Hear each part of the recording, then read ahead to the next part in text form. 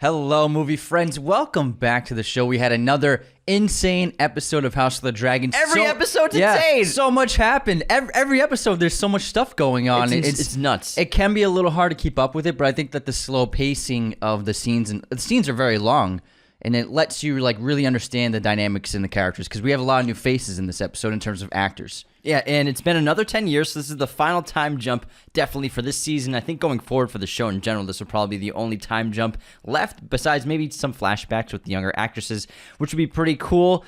Now, it opened up with the succession of Driftmark is in question because Lord Corlys has been away in war for a while, and he also has suffered a serious injury, and people are unsure of if he'll survive, if he'll even come back to King's Landing, come back to Driftwood and take over the throne of Driftmark again. So there is a big question and petition by the end of the episode to who will succeed him at Driftmark, even though it's supposed to be Lucerys, Rhaenyra's son, although Vaemon, Lord Corlys' brother, is making a play for the throne of Driftwood, because he eventually calls out her children for being bastards. He finally someone says it's the first time, and he's like, "They're bastards. She's a whore." And then David cuts his head off. Oh my god! He didn't just cut his head off; he sliced his head in half. It was insane, unbelievable. That was so insane. I jumped up and screamed like, "Holy shit!" That's the loudest we've screamed this entire season. I screamed like at least once every episode, but like we were both screaming. It was like the Dodgers won the World Series in Los Angeles. Not that we're Dodgers fans, but that's what it sounds like. Yeah, fireworks are going off. I was like, "Oh my god, that was insane! It was unbelievable." Some great balance between great drama, excellent character work, and then moments of excitement and a moment like that is just like unbelievable. It put so much energy into the episode, and also it paved the way for like going forward. Luke is definitely, it seems like, going to be the Lord of Driftwood from now on. So it's Driftmark, and the throne is called Driftwood. Sorry. The throne is Driftwood. Driftwood, the wood throne. The wood throne, yeah. So he'll be sitting on Driftwood. Yeah, he'll be sitting on Driftwood and Driftmark. But I do think that Corlys is going to survive, and I'm not sure how he'll feel about his brother his head getting cut in half. Yeah, I don't know if he'll be cool with that. We'll see. Even though we know Lord Corlys, because Rhaenys supported him in the petitions, saying that Lord Corlys had basically said that succession would go to Lucerys anyways, even though he's not his blood. He's like, it's all about legacy and names to Lord Corlys. And Rhaenys giving her credit to stepping up and fulfilling the shoes of her husband while he wasn't there, for being honest about his position on the matter. And I wasn't sure if Rhaenys was actually going to try and make a ploy, because she did say to Corlys that she had given up on trying to claim power a generation ago. But this was an opportunity where she could have possibly made, a kind of a play for some potential power, and she chose to follow her husband's wishes and what he wanted. And so it was very revealing for her character. She's always been kind of ambiguous about, does she want the throne? Does she want to pursue power? And I think this was a big step forward for the character and the audience understanding who she is, what she really wants. And she suffered so much. Like, she's lost kids. She now lost a brother-in-law. And there's been so much death in her life. I think that she has turned into kind of like a ruined person. And she lives a very difficult, solitary life now. And I'm sure Corlys will survive. But if he doesn't, I mean, who knows what will happen? She's living probably the most tragic life of all the characters. Probably. I want to talk about the acting in this episode. It's really stellar. I mean, we have a bunch of new actors coming in to fill the roles for the older Targaryen kids, the older Velaryon kids, all older. And again, I think this is like the final actors and actresses for these roles. Yeah. Because again, this is just season one of several seasons, as well as our main players. I think specifically Olivia Clarke with Olivia Cook with Alicent, and Emma Darcy with, sorry, so many goddamn names in this show. Alicent and sorry, every time. Alicent, and then Emma Darcy with Rhaenyra. And then even Viserys, obviously, Patty Considine, doing such a great job showing the progression of age through physical movement in their physical performances. So you can really tell, like, they obviously look very similar because they're still very young and beautiful people, but they look older. Like, feel like older, like they feel like that 10 years have passed. Like, their bones seem heavy. You could tell Olivia Cook, especially, she deepened her voice a little bit. and she sounds older. And she has kind of like a sort of hunch. It's great acting. Yeah, and what's interesting is that we now see that Rhaenyra and Daemon had a couple of kids. So Rhaenyra has a whole litter of kids. She's had, 6 kids now, I think. Kids. So 3 with Daemon. She's just like Miss Deveney. It seems as though it's actually a smart play because they're basically building an army. And the more Targaryen blood they have, the better. The more dragon riders they have. Because the episode opened with Daemon finding a new batch of 3 eggs left by his dragon. And so I think that they're building an army essentially for their side and to protect their family, to protect their house. And the only way to do that is to have as many of them as possible. So it would make sense for them to just pop out as many kids as possible. Now there's 8 potential dragon riders among them. No, 9 because of Baela, Daemon's daughter. So there's 9 potential dragon riders in their house, which is very formidable. That's a lot of dragons, a lot of Targaryens, and they're, like you said, they're becoming even more formidable. And I thought it was really sweet when Rhaenyra and Daemon introduced Viserys to his new grandchildren. Little Viserys. Especially little Viserys and little Aegon. So another child named Aegon.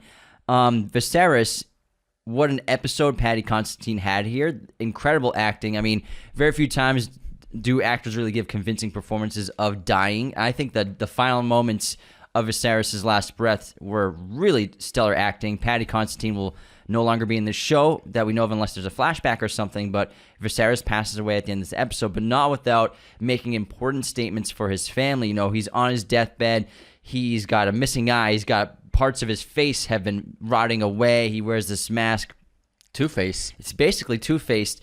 And I love the moment where, you know, this is like his final day and he kind of knows it. He's like, I'm going to put my energy in today and this will be it. This will be last of me because everyone's coming to King's Landing. Daemon and Rhaenyra are there. All the Targaryens and Velaryons are there. And he wants to have a final dinner with the family. Awkward. It turns into like a really important moment. So before that, though, is the petition for Driftmark where everyone's trying to, like, Vaemon pleads his case, and then Rhaenyra is about to plead her case for Lucerys, and then Viserys, who probably hasn't been seen by the families in months because he's been dying. Who knows the last time the public saw him? Walks to the throne of his own accord with his walking cane, and then I love when Daemon helps him to the... That was great. That was a great moment. To the throne up the stairs and puts the crown on his head. Because the last time they were in the throne room together, or like just in episode 2... Every time they're in the throne room together. It was always so much conflict, and then to see Daemon there helping him, supporting him, and then putting his crown on, I got a little choked up. It was a great moment for the two of them, and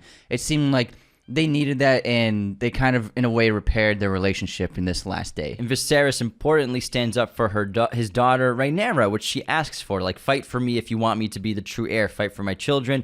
And he makes the claim in that, obviously, Lucerys is the blood of Rhaenyra and Lord in the Velaryon line. So Lucerys will be the new Lord of Driftmark and the new Sea Snake. And then that's when Vaemon makes his proclamation that they're bastards, gets his head cut off. But it was a really important moment for the family, for the Targaryens, that Viserys stand up for Rhaenyra. And Paddy Considine, it's been a great performance, and he really has been, I think, the best actor on the show because he had such a great range of things to do in the slow decay of his mind and body. So much conflict, and he really knocked it out of the park. A stellar job by Paddy. He'll be sorely missed, but the visual effects were really fantastic on him. They did the same thing, it seems like, that they did with Downey in Avengers Endgame, when Downey came back in the opening of that film and he was very malnourished and skinny. Same kind of visual effects were done on this, and it was very believable. His face was sunken. He looked like he weighed 80 pounds, and they used a body double, obviously, but there was a lot of visual effects put into that, and they did a standout job. The visual effects team of the show really made it look believable without going too far, and it really felt like this man had withered away. And Paddy sold it with his physical performance, his voice, the teeth. He has like stone teeth.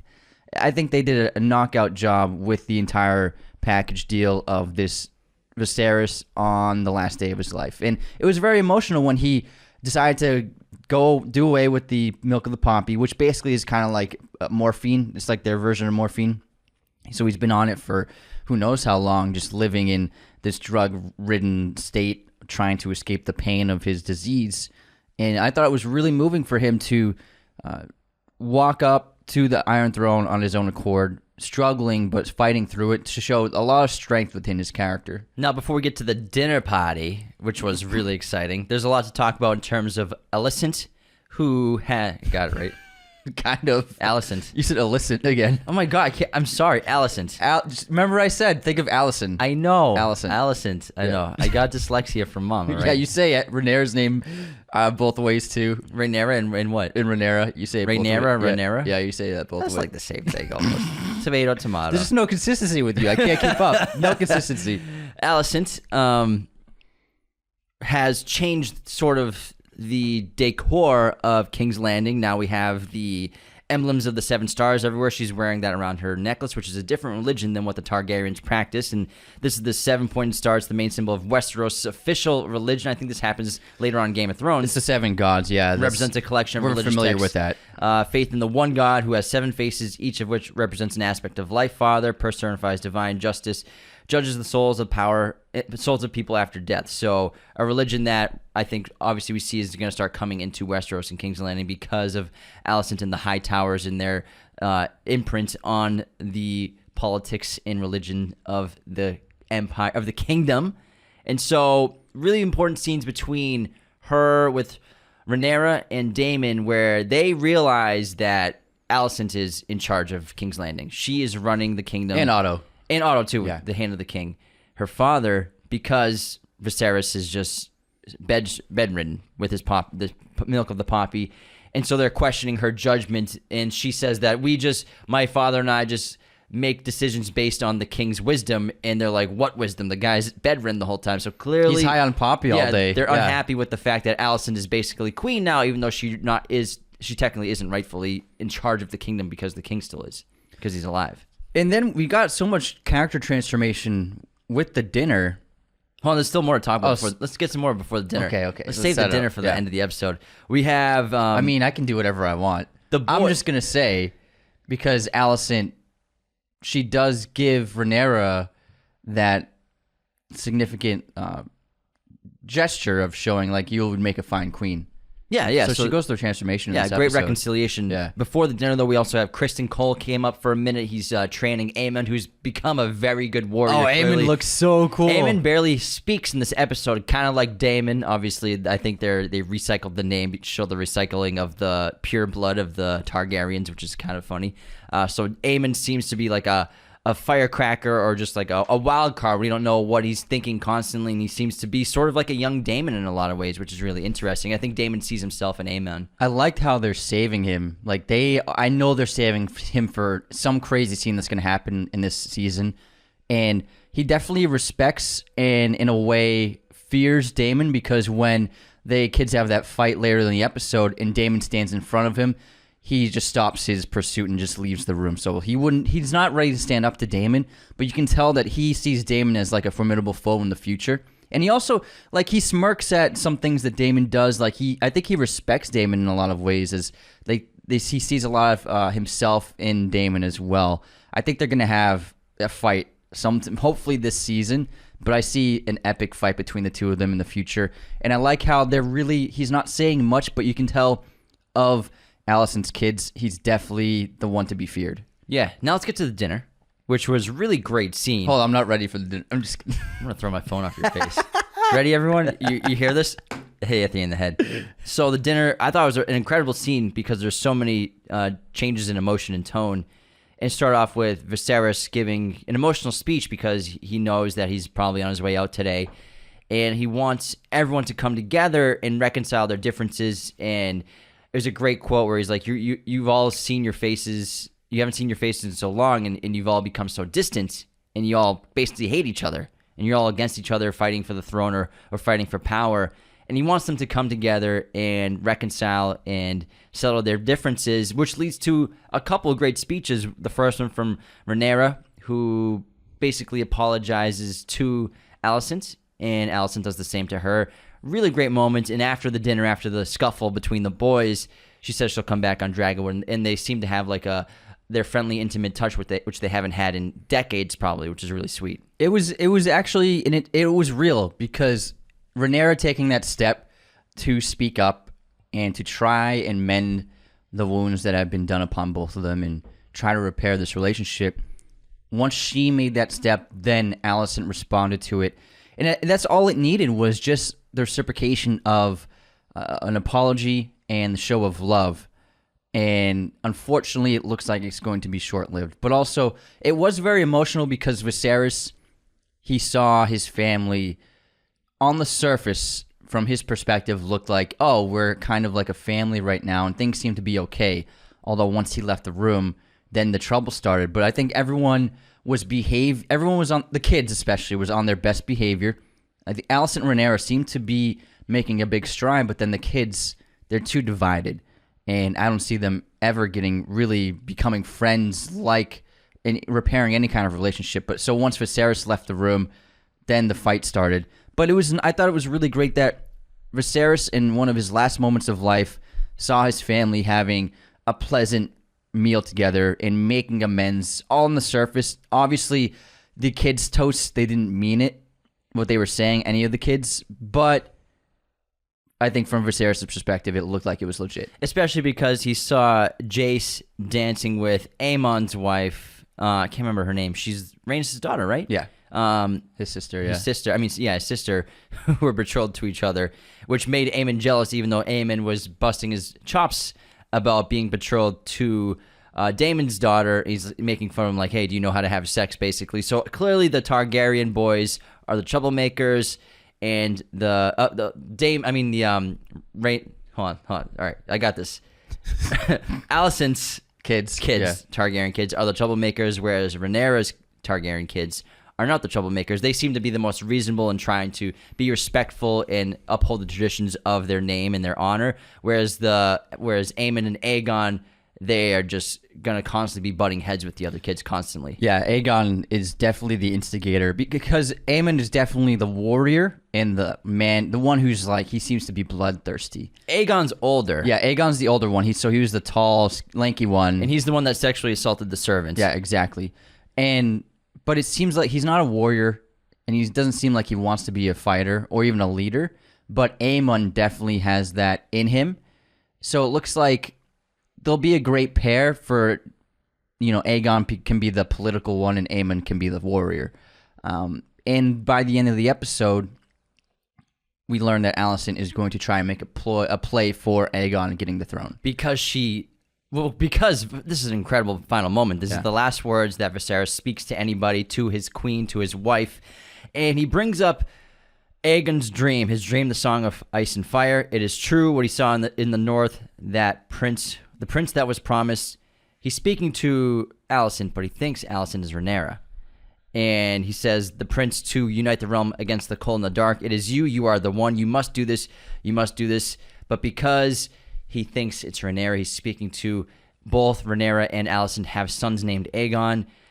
Which one? Alicent thinks that he was speaking to her, knowing that she was Alicent, and thinks it's about her son Aegon, even though Rhaenyra and Alicent just reconciled their differences. Introduced Aegon to him earlier in the episode. And now, obviously, they're going to be enemies again. And it seems like, Alicent, I like how Rhaenyra pointed out that Alicent has been loyally by Viserys' side, taking care of him, and being an honest and true wife in a lot of ways. And I think that Alicent never got any kind of recognition about that. We saw many instances of her tending to his wounds and taking care of him and making sure he's comfortable. And obviously she didn't marry him for love, but there is a love between them. She does have like a love for him. You can see that, especially in that final moment where she's giving him milk of the poppy, and the way that Olivia Cook reacts to seeing him in pain and revealing his face. You can see that she feels very bad for him and wishes that he wasn't in such pain all the time. You can definitely see that, and she means well as a wife in a lot of ways. And I think she is always trying to do right by Viserys by this time in their marriage. Obviously, when she was younger, I think she definitely regretted, just popping out babies with this guy just for political power. But I think now she has a love and a respect for Viserys, and this in turn makes her devoted to what she thinks is his last request of her. And she goes, "I understand, my king." And she's like, "I'm going to carry out your wish." And I think that she's going to be motivated by Viserys' last wish, and I think it's going to be a very profound motivation within her to honor him because they developed such a deeply connected relationship, not super intimate. But I think that her love for Viserys will show in her actions going forward. Which is wild because an hour before that happened, she said that Rhaenyra will make a great queen. So drama, and so little do they know they're both the wrong Aegon.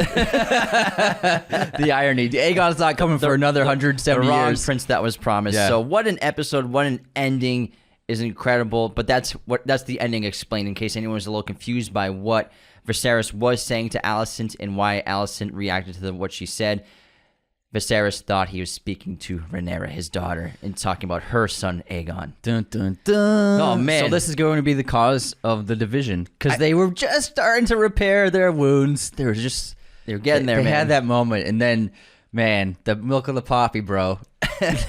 What an episode. I still can't believe there's 3 episodes left. Again, it feels like a season finale. Every episode, it does feel like a season Because finale. the stakes are always so high, and then the conflict is so great, and then it has great conclusions and excellent cliffhangers where it always feels like a fitting conclusion to a season. Like if it ended here, I would be like satisfied, but I think we're gonna get a big battle before the show's Hopefully, before the season's I hope done. so because we got teased with that great episode 3 battle with Daemon taking out the crab feeder, which was so epic. But the show is so good, you don't need that every episode. You only have one piece of real action and gore in this episode with Daemon cutting off Vaemon's head, and it was great because Viserys said, "I'll have your tongue," and then Daemon cuts his head off. He's like, "He's still got his tongue. He can keep his tongue. He can keep his tongue." Oh my god, this is great. Oh, man. I see in terms of battles, I can see Aemond doing something crazy soon because he seems like to be a better fighter than Kristen Cole at this point. Because Kristen Cole, again, great acting by the actor, he seems like he's aged quite a bit. He's got a little gray in his hair, and he seems older. But also, Aemond says he doesn't care about training. He wants like the real thing. He said, he wants the he's real. Like, you'll be great in a tournament. He's like, I don't care about tourneys. I want to kill someone. He's craving real battle. Yeah, he's like a wild animal, just wait and get set. Wild card. He's gonna mess some people up. All right, thanks for tuning in to Raiders of the Lost podcast. Become a patron for as little as $2 today at patreon.com/Raiders of the Lost podcast. Everyone gets a bonus episode every week, so thanks for that.